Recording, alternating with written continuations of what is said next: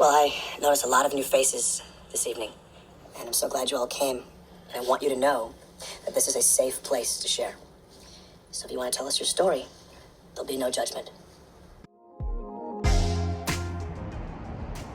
Hi, my name is Charlie, and as you know, I have a problem. I'm addicted to cars. Pretty much the saving grace of being addicted to cars, for me personally, is that my access to cars is limited by my own bank account or ability to buy more cars. I tell this to my wife all the time. If I won the lottery or had all the money in the world, my lifestyle wouldn't change that much, as far as I'd still probably work because I'd get bored.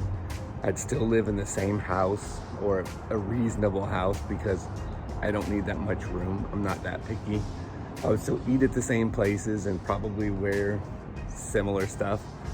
But what would change is I would own a warehouse where I would have enough room to put probably a car for every day of the month at least. So yeah, the ability to not be able to afford every car that I've ever wanted has been a blessing in disguise, at least for my wife. But what I may have stumbled onto is an enabler. I have a lot of friends right now that have a nice side hustle with a company called Turo. If you don't know about Turo, it is basically a car sharing app similar to Airbnb for houses. People are doing this with their cars. So you sign up for the app, you give them all the information, you have to get verified. It's not very difficult, you can do it in just a few minutes. And you go on there, you put in the dates, you put in your area, and there is a plethora of different vehicles online. I think it's really cool. So I know, again, I have a few friends that are doing something like this. I wanted to check it out. Oh, by the way, this video is not sponsored by Turo. I would like it to be, but it's not. So I was just checking out the process myself. And while I was doing that, it just hit me. There's an endless pool of cars, and a lot of everyday cars that are very affordable to take for a day and experience, and some not very affordable cars you have access to as well. And I can rent them and have them and drive them and enjoy them. Oh, this may not be a great thing for my wallet, but a great thing for me. So I was on there and I was checking everything out, and I found something that I've always thought was really cool, but more importantly, Papa has always noticed these on the road and really enjoyed them. Kind of always had it in my mind that someday I wanted to, take him somewhere where he could drive one or ride in one. They're pretty inexpensive to rent on Turo. I found them for really reasonable prices. Let's take a look and see what I've done.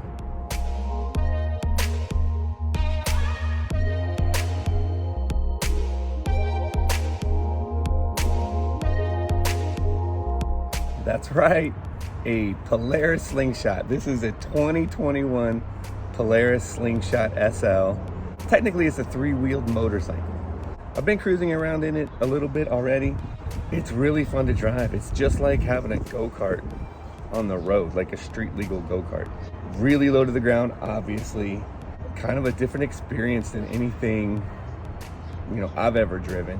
I mean, I guess it's a lot like a sports car. It doesn't really remind me anything of a motorcycle, the experience anyway. But yeah, it's really nice. The history of these, I like to try to give a little bit on the history of the vehicles that I feature. And it's pretty simple. A bunch of designers got together at Polaris in 2010 and came up with this concept. It was so well received that they actually had it in production in 2014 for the 2015 model year. So 2015 was the first model. They haven't changed a whole lot visually. They've released special colors. They did increase the options kind of as the models evolved. In 2020, I believe it was, they actually did one of the more major overhauls where they added a better powertrain. I think it's a 2-liter engine made by Polaris. Surprisingly, looking this up, it seems as though these actually are fairly dependable. I was surprised. I guess I don't know that much about Polaris. I know them for their motorcycles and their dirt bikes and their quads and things like that, which I guess are popular and they're not cheap. It shouldn't surprise me that this is a pretty decent car. The Slingshot was meant to be just pure fun. There's no utilitarian reason for this vehicle other than, I guess, just a straight commuter if you don't need, you know, a roof or much in the way of creature comforts. But it is a blast to drive, and I'm sure that they knew this and they wanted an affordable, fun vehicle for people to experience. And not everybody is going to go out and get their motorcycle license and ride a motorcycle or feel comfortable riding a motorcycle. But I dare say most people, even my daughter, my 16-year-old daughter, who I can't get to drive anything yet, is actually pretty stoked on this thing, and she said she'd drive it. So they're pretty affordable. I think the entry-level model is going to be around $19,900, so about $20,000, and then the model with everything included is around $30,000. There's a big following for these. Obviously, there's lots of aftermarket parts that you can get. I was talking to the owner. I would have expected to see paddle shifters in this car, and because of the nature of the way this thing shifts, I think paddle shifters would actually be ideal. Well, a stick shift or a manual transmission would be ideal on this. That would be super fun, and I think most of them are. But this was a new feature that they added in 2020. When they changed the powertrain, they added the automatic feature so more people could enjoy it. But I do think paddle shifters would be cool, and he said that there is an aftermarket add-on for paddle shifters that he's planning on doing. As far as the features, you can see this thing is very, very, very simple inside. It's got rubber floors, so you can just clean it out really easy. There's a radio, Bluetooth radio in here. There's just the standard options on the steering wheel that you would expect to see. The seats are actually really comfortable. So here's the thing. Just under 6'4" and 230 pounds. I'm not a little guy. And I was a little concerned, especially when I walked up on this thing for the first time. And I wasn't really sure how well I was gonna fit in this, but I'll tell you what, I mean, I'm as far back as I would want to be, and the seats are relatively comfortable. So I'm really surprised. It's pretty comfortable. It's pretty comfortable to drive around. There's a slingshot mode where you just press a button on the steering wheel here, and it goes into slingshot mode, and it's kind of like a sport mode where it's got a little more torque and it's just a sportier feel. The suspension, no matter what, is very tight, so you're gonna feel every bump. This is not a ride for comfort, that's for sure. The other thing that I find kind of unique about this, as far as a riding, comparing to any other car that I've driven, even compared to a motorcycle, is this has got an auto shift transmission, and it does not feel like an automatic in that the way it goes through the gears, it still feels like you're engaging a clutch.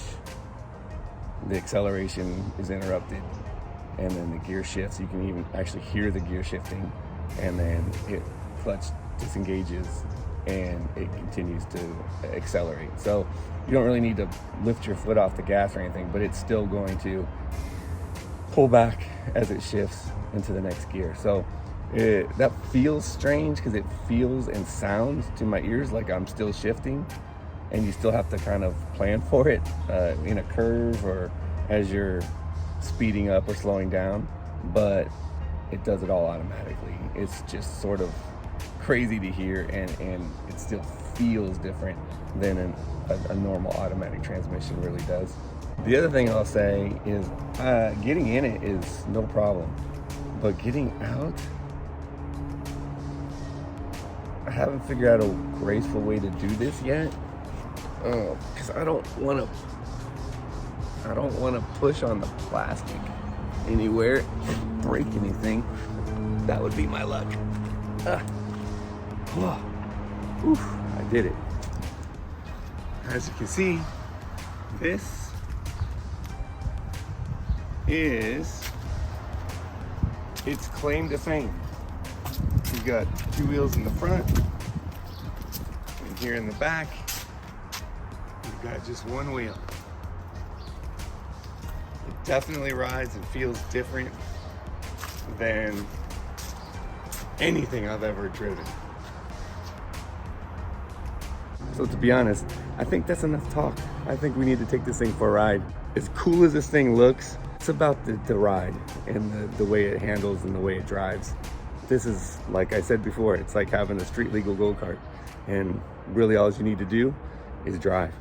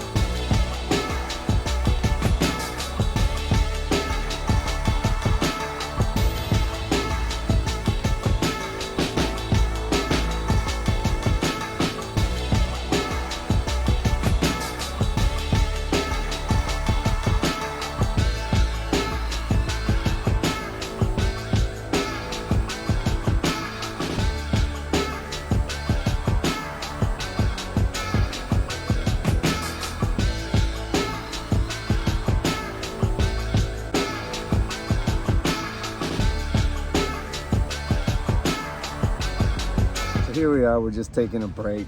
We've been driving around pretty much all morning. We were literally in it about 8 seconds before we got our first thumbs up. Somewhere I read, like, bang for your buck as far as attention getting, you're not gonna get better than this. But yeah, it's fun to drive. It's really a strange experience. It's about a 2000 cc engine. I think it's about 178 horsepower, which isn't huge, but this thing weighs nothing. So it's peppy, it's quick, and I think 120 foot-pounds of torque. So it's torquey. Not gonna be the fastest thing you ever drive, but man, you're not gonna have many drives that are more fun than this. Like I said earlier, it's a go-kart on the road. Super nimble, fun in the corners, so awesome. While I'm waiting for Papa to come out, I guess this is a good time to show you, in case you're wondering. Storage in here is obviously at a premium, but you can put this seat back up, and on both sides there's actually a compartment that holds a lot of stuff. I got my sweatshirt, a couple camera stuff, easy to hold a helmet and a jacket or something, and it locks. So just storage. And there's one of those on each side.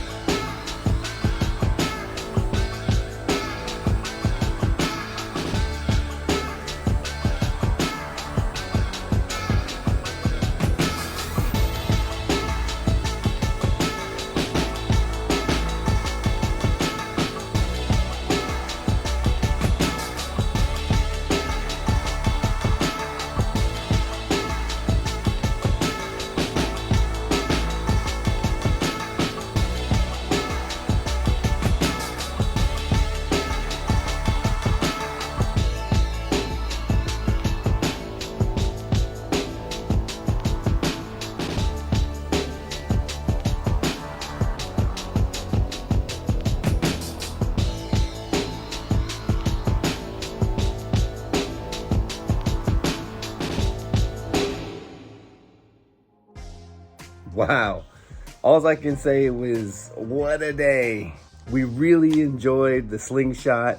I was able to get it back in time. We just drove all day, went every random place we could think of. Didn't get to make it to the ocean. We were hoping we were gonna get to do that. But the canyons were so much fun that we ended up staying in the canyons for too long and kind of missed our opportunity. That cost me $111 and some change for 24 hours of Slingshot fun.